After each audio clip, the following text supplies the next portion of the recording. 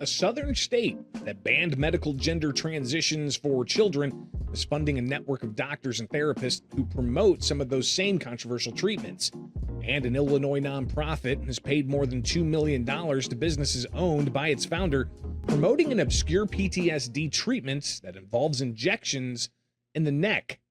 These are just a couple of the findings in an ongoing investigation from the Center Square's Enterprise and Investigations Unit. Welcome back to the States. I'm Greg Bishop. Yesterday, we talked with EIU Managing Editor Art Kane about the series of stories forthcoming. The latest delves into how North Carolina taxpayers are paying a trans nonprofit despite there being a ban on medical transition on children. Here's more from the EIU team. It's very problematic when you see such a large increase, and there doesn't seem to be any accountability with the money going to the nonprofits. Taxpayer money going to nonprofits has more than doubled in the past decade, with hundreds of billions of dollars going to programs and salaries. Nonprofits should survive based upon the goodwill of people, not the forced taking of taxpayer dollars.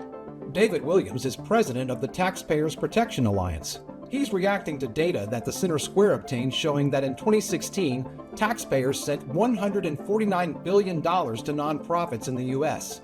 In 2022, that figure went up to $319 billion. And when you have taxpayer money that's going to a nonprofit to pursue or promulgate issues that the government is not allowed to pursue or promulgate, well, then it's just a pass-through. The Center Square found the state of North Carolina funded a nonprofit that promotes gender-affirming care for minors as young as infants and toddlers. That's despite state law strictly prohibiting transgender medical treatments on children. The law also bars spending state funds on gender surgeries, puberty blockers, or cross-sex hormones for kids. They're connecting these people with healthcare providers who will enable that. And on the website, it was alarming that they actually have a drop-down box for age categories. So you can look up your provider according to what age the patient is. And I was shocked to see that they have children included there because we have outlawed gender transitioning for minors in North Carolina. I can't think of any reason the government should be involved in this.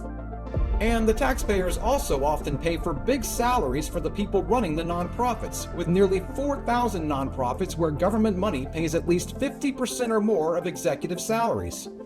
What this shows is that taxpayers are funding salaries, not programs. When you have 25 or 50% of the money going towards salaries, it's not going towards the mission of the nonprofit. Going further, some nonprofits spend their money in other questionable ways. That includes paying vast amounts of money to businesses that are owned or controlled by their founders or other executives.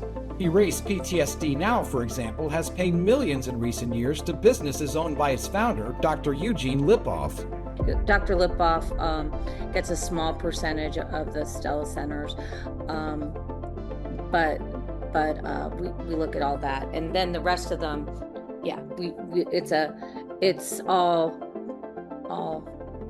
HIPAA compliant and conflict of interest checked, and we run through with an attorney. And if you're receiving taxpayer money, you should be required to do a full audit every year. And when I talk about a full audit, I'm talking about looking at receipts, exactly what the money was spent on. These nonprofits are not accountable, and government officials haven't held them accountable. And until government officials hold them accountable to this, we're not going to see that detail. The Center Square plans to continue digging through the data to find questionable expenses and how much nonprofits are getting paid by your tax dollars. If you know a nonprofit that needs investigating, please email Enterprise and Investigation Unit Manager, Editor Art Kane.